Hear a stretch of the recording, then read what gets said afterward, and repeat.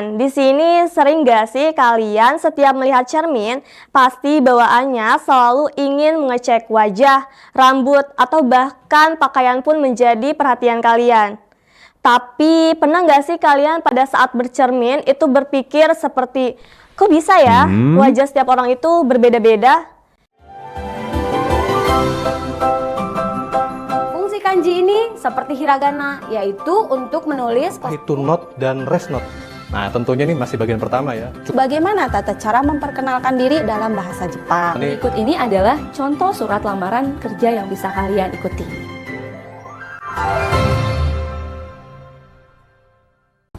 Hello everyone, welcome to Guru Logos Indonesia YouTube channel. I'm Miss Eli Harmawati, you can call me Miss Eli. I teach biology in Logos High School and I teach science in Logos Hall Vocational. Oke, teman-teman gimana nih kabarnya hari ini? Semoga dalam keadaan baik-baik aja ya. Oke teman-teman, masih semangat buat belajar? Kita pada video pembelajaran kali ini akan membahas materi mengenai tingkat keanekaragaman hayati. Disimak terus videonya sampai akhir ya. Oke teman-teman, di sini sering gak sih kalian setiap melihat cermin pasti bawaannya selalu ingin mengecek wajah, rambut, atau bahkan pakaian pun menjadi perhatian kalian. Tapi pernah gak sih kalian pada saat bercermin itu berpikir seperti, kok bisa ya wajah setiap orang itu berbeda-beda? Kenapa bisa terjadi seperti itu? Oke, kita lihat atau contoh lainnya seperti kucing-kucing yang ada di sekitaran kita. Kita melihat kenapa kucing itu berwarna orange, ada yang berwarna putih, hitam, atau bahkan dari warna kecampuran keduanya, orange dan putih. Nah, itu tuh terjadinya perbedaan seperti itu terjadi karena adanya suatu keanekaragaman hayati. Ada yang tahu keanekaragaman hayati itu apa? Oke, kalau nggak ada yang tahu, silakan disimak videonya sampai akhir.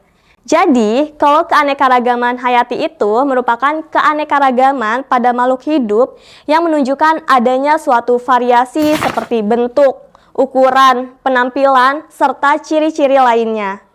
Nah, pada keanekaragaman hayati atau yang biasa sering disebut dengan biodiversitas, itu terjadi di berbagai tingkatan kehidupan, mulai dari tingkatan organisme terkecil hingga ke organisme tingkatan paling tinggi. Nah, lalu secara garis besar, tingkatan keanekaragaman hayati itu terbagi menjadi 3. Yang pertama, yaitu ada keanekaragaman tingkat gen. Teman-teman udah tahu gen itu apa? Oke, gen itu merupakan substansi kimia yang membawa sifat keturunan atau yang biasa sering kita kenal sebagai pewarisan sifat. Oke, contohnya seperti misalkan adanya persilangan atau perkawinan antar individu yang berbeda jenis. Dia memiliki karakter yang berbeda nih. Nah, nantinya dia akan menghasilkan sebuah keturunan yang bervariasi. Contohnya seperti misalkan ada sebatang bunga mawar. Teman-teman sering tahu kalau bunga mawar itu berwarna merah. Tapi sebenarnya variasi bunga mawar itu ada mawar yang berwarna kuning, berwarna putih, berwarna biru, dan berwarna segala macamnya. Masih banyak lagi, pokoknya itu tuh berarti tergolong termasuk ke variasinya, yaitu berupa gennya.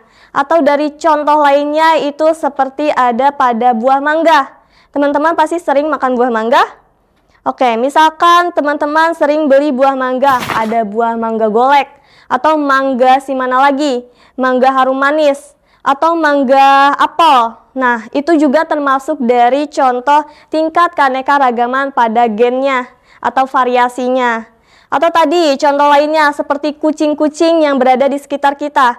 Mereka berbeda dari warna kulitnya, atau ada kucing Persia, terus ada kucing Anggora, terus ada kucing apalagi domestik atau kucing kampung. Nah, itu juga termasuk dari tingkat keanekaragaman gen.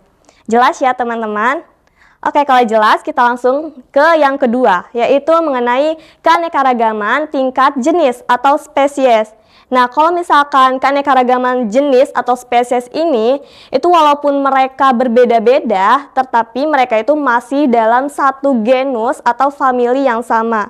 Contohnya seperti misalkan ada seekor harimau, terus ada seekor macan, dan ada seekor kucing.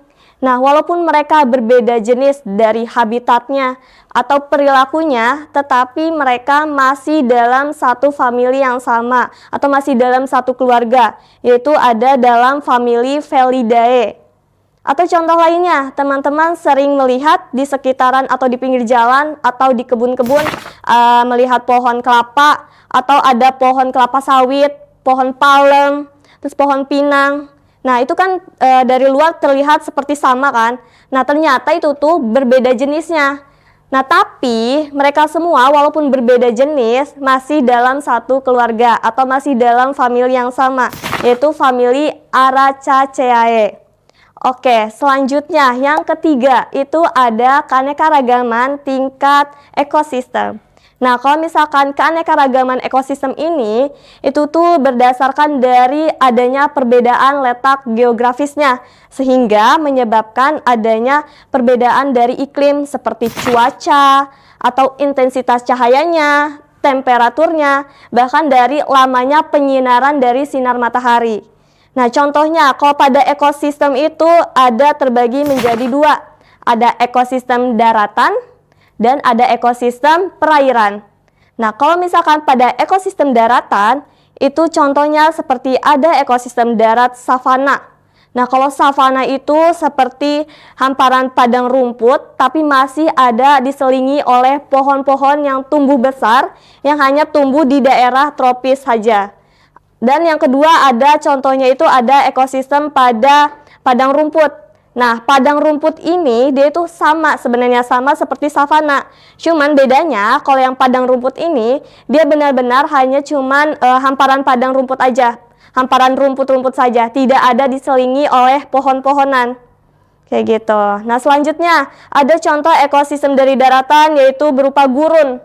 Nah, kalau gurun ini merupakan ekosistem daratannya itu memiliki cuaca yang sangat ekstrim atau begitu panas, sehingga organisme yang tempat tinggal di sananya itu hanya beberapa jenis organisme saja. Terus ada yang terakhir, contohnya itu ada tundra. Nah, kalau tundra itu kebalikannya dari si gurun tadi. Kalau tundra ini dia memiliki cuacanya itu sangat dingin, seperti benua Antartika. Selanjutnya yang ekosistem perairan. Nah, kalau ekosistem perairan itu terbagi lagi. Ada ekosistem air tawar, yaitu contohnya seperti danau, ada rawa, dan sungai. Nah, terus ada ekosistem air laut. Nah, kalau ekosistem air laut itu terbagi contohnya seperti ekosistem pantai pasir, terus ada ekosistem terumbu karang, dan ada ekosistem laut dalam. Oke, sampai sini sudah jelas teman-teman? Oke, mungkin cukup sekian pembahasan kita kali ini. Jika ada yang ingin ditanyakan atau ada materi yang ingin Miss bahas ke depannya, boleh ditulis di kolom chat komentar ya. Oke, thank you for watching this video. Don't forget to like, comment, share, and subscribe Guru Logos Indonesia. Bye-bye.